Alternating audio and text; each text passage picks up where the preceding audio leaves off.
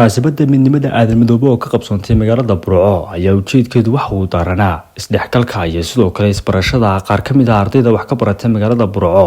oo isugu jira arday barata farsamada gacanta iyo sidoo kale kuwa barta shareecada islaamka waxaana munaasabadani ka soo qayb galay waalidiin culimaawidiin gudida iyagu gacanta ku haysa ardaydani iyo sidoo kale mudan iyo marsharaf kala duwan ugu horeyntii waxaa halkaasi ka hadashay Aamina Galdoon oo ku hadlaysay afka gudida ardaydani gacanta ku haysa waxaana ay faahfaahin ka bixisay munaasabadani qodobka aadan madoobe markaan ku horeeyo horta aadan madoobe waxa weeye maanta waxbaynu qabsan karaa oo dad wax qabsan karaynu nahay laakiin waxaad moodaa inuu dadaalkii inaga maqan yahay oo aynu sidaynu wuxuu qabsan lahayn iyo isku xidhnaashihii aynu kala daadsanahay oo laba qof oo ishaya ay yar yihiin haddii dadkuna waxa la yidhi maxay odhan jireen walaalihii istaageersadaa guul tilmaansadee kuwiisa kala tasooba waqoo tamar ma yeesha war waxa weeye inteenaasoo maanta isu timi baa wax qabsan karta in afar qof ayaanu ka bilownay 7 qof baanu ka bilownay maanta ardayda ayaan wax la baro ilaahay waa nagu guuleeyay inteenaasoo maanta isku rayaho isku talaahina waxbaynu qabsan karnaa aadan madoobe waxaan kula dardaarmayaa ama cuqaal ha noqoto ama salaadiin ha noqoto ama nin garbood ha noqoto ama waxgarad ha noqoto ama haween ha noqoto waxa weeye waxaynu cid ku hormari karaa oo aynu wax ku qabsan karaa marka aynu noqono dad isku tiirsan aadan madoobe waxa weeye ama golo ku jira ama qolqol joog ama qurbo joog waxa weeye waxa laga rabaa ardayda maanta 22 arday weeyaan 22 ka arday in haddii ay ka dhigo sanadka soo socda aynu 100 gaarsiino maxaynu ku gaarsiin karaa jeebko gacanta la geliyo war dadka golaha ku jira 200 oo qof ay ku dhow yihiin 30 qof baa bixiya fiiga ma waaye ma waxaynu qoraa aadan madoobe 200 oo qof ku jirto golaha inay 30 qof ka bixisa miyaynu qoraa maya ma qori karo waxa weeye qofka maanta qoqolka jooga 10 ku bixin kara oo 20 ku bixin kara oo 50 ku bixin kara oo 30 ku bixin kara oo 100 ku bixin kara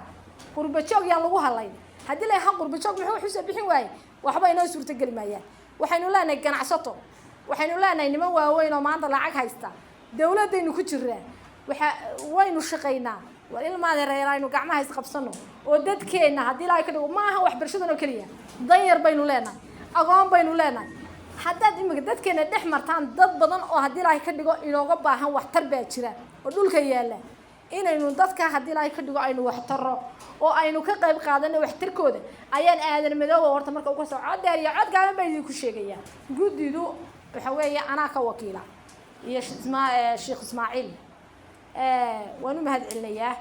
maanta midhoodii iyo haddii la ka dhigo dadaalkoodii waa taa maanta hooyooyinkii iyo adeeradii iyo ardaydii maanta halka ay wada fadhiyaan ma sha Allah waxaan leeyahay mahadsantihiin khayr Allah idin siiyo haddii la ka dhigo dadaalkana inta ka sii laaba ardayda dadka fiiga ka soo bixiyay inta isqortay iyo inta bixisayba ilaahay halka ka soo saareen wax ka khayr badan ilaahay ha ugu bedelo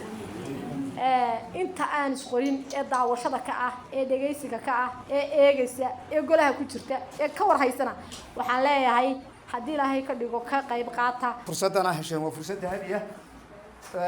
tiro badan oo ilmaashadiina tolkiina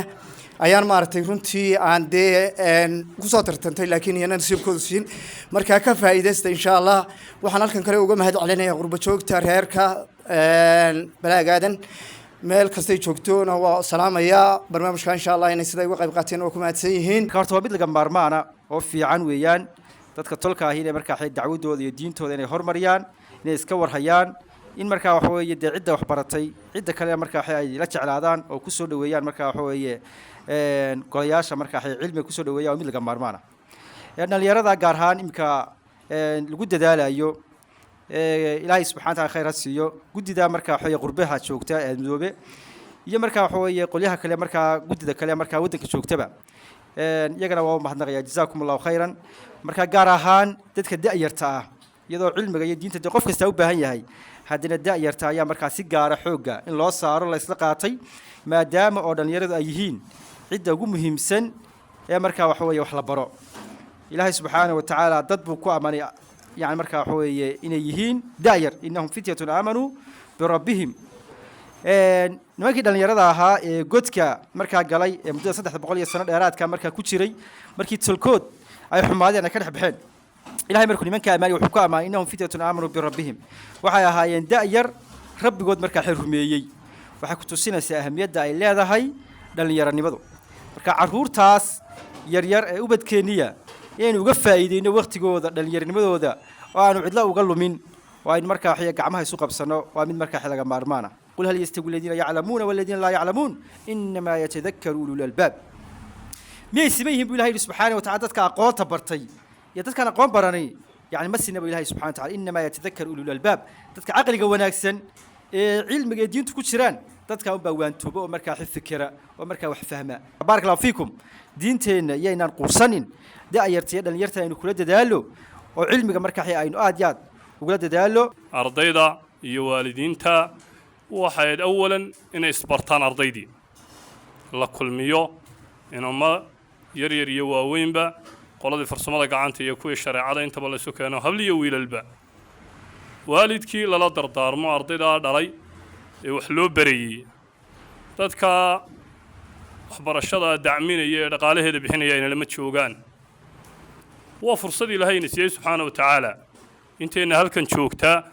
waa fursaduu ilaahay inoo suuro geliyey farsamada gacanta ardayda dhiganaysa oo waaweyn inamana ahaa khali aan filay 6 arday meelaha inay ahaayeen inama waaweyn u badnaa iyo ardaydan kale ee macaahidda shareecada dhiganaysa ku jirta dhammaanteen waxayna saaran fursada iyo jaaniska ilaahayna siiyey inaynu ka faa'iideysano barbilow wanaagsan waa rajo fiican waa yidadiilo fiican reerkuna wuu ballaaran yahay meesiyada iyo hawlaha inoo yaalaana way badan yihiin meel in lagu wada ururana ma fiicna aad baan anigu u soo dhaweynaya in la iskala qaybiyo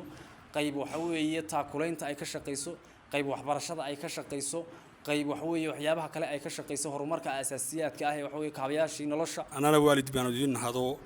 waanu dushaanu iska ilaalinayna dadka wax idin baray ina sida wax idin bareen waajibkiina idinkuna ka soo baxdaan ayaa muhiim ah talabaad afka odayaasha aadamnimada markan ku hadlayo halka waxa ku qoran midnimada aadamnimada marka midnimada ay reerka ku hayaan ay ku wadaan iyaguna sida ha u wadeen annaguna intayada garanaysa odayaasha ah ee joogjoogana wixii aanu kala shaqayn karno iyo sidii aanu idin la wadi karno annaguna waa idin la wadaynaa halkana waxa ka muuqata midnimada aadan madoobe 40 sano ka hor baa igu dambeysay midnimada aadan madoobe caaqile iyo siyaasada iyo waxba ku jira macnaheedu tan maanta waxa weeyaan waa ay bariyay baa qurux badan waxa weeye midnimada waxa weeye diinta barta waxbarashada barta waa tala iyo dardaaran ducada dardaaran weeyaan inamada iyada noos qurbaha jira ee noogu keenay ciyaalka iyo hooyooyinka kuwan ayeeyada waxaan wax baraya ilaahay waxaan uga bariyay culimaa diinka wax baraya iyo inamada lacagta ka bixinaya iyo gudida isku soo dubariday intaba inaan muraad dhimin inay jannada galaan